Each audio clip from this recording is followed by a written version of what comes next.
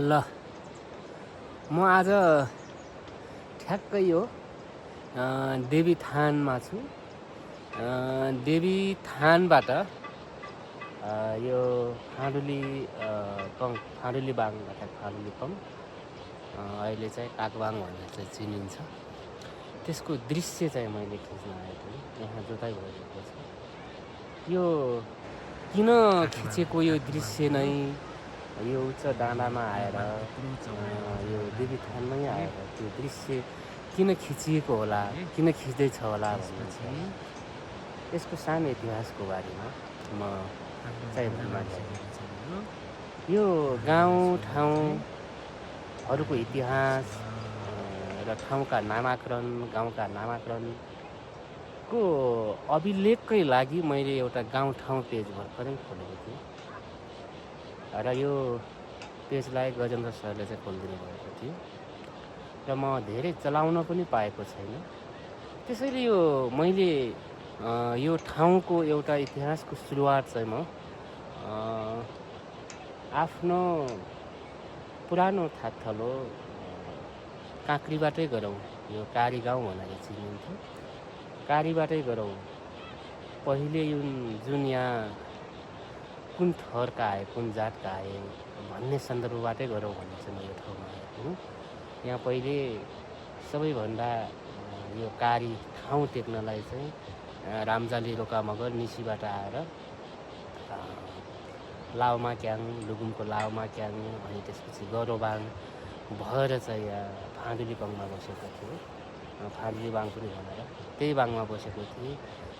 यहाँ आइसके पछाडि ठ्याक्कै यहाँ 10-12 घर मात्रै भएको थियो यो फाँडुली बाङमा। त्यतिखेर केही समय पछाडि, केही वर्ष पछाडि बुढा रामजाली बुढा पनि यहाँ कारीमा आएको र चाहिँ यहाँ बाङ्खामा बसेको भन्ने चाहिँ बुझिन्छ। बाङ्खा सिसीमा बसेको भन्ने चाहिँ बुझिन्छ। अनि यहाँ माइती भान्जा सँगसँगै बसेर चाहिँ हामी बसेको बेला यही समय थियो। यो असोज कार्तिकको समयमा जतिखेर जोत्ने समय थियो, त्यही समय जोत्ने बेलामा चाहिँ हाम्रो रोका भाइहरूको दाइ भाइमा सामान्य चाहिँ खटपट उत्पन्न भएको थियो। भन्नाले सामान्य झगडा चाहिँ भएको थियो।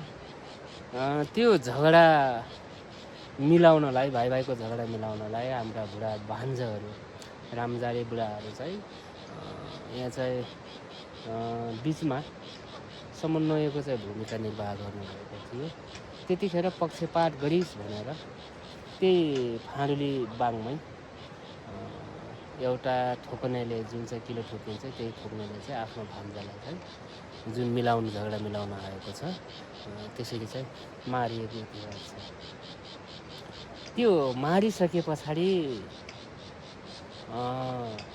गाउँ छोड्नुपर्छ, ठाउँ छोड्नुपर्छ पर्थ्यो। त्यतिखेर त्यो समयमा त्यो गाउँबाट निस्किएर चाहिँ 9 भाइले सैपाटुङमा गएर, जतिखेर यो तल्लो भेग चाहिँ रोकाले कमाउँथ्यो, सैपाटुङमा गएर पातीले बारेर 9 झ्याल 9 ढोका चाहिँ बनाएको चाहिँ इतिहास सुन्नमा आएको छ। लेखित छैन, यो सुनिन्छ। मैले पहिलेबाट यो इतिहासको अनुसन्धान गर्दाखेरि मैले त्यही भेटेँ र यही समयमा यहाँ आएर यो फाँडुली कङ किन काखबाङ भयो भनेर चाहिँ म तपाईँहरूलाई सुनाउन गएँ।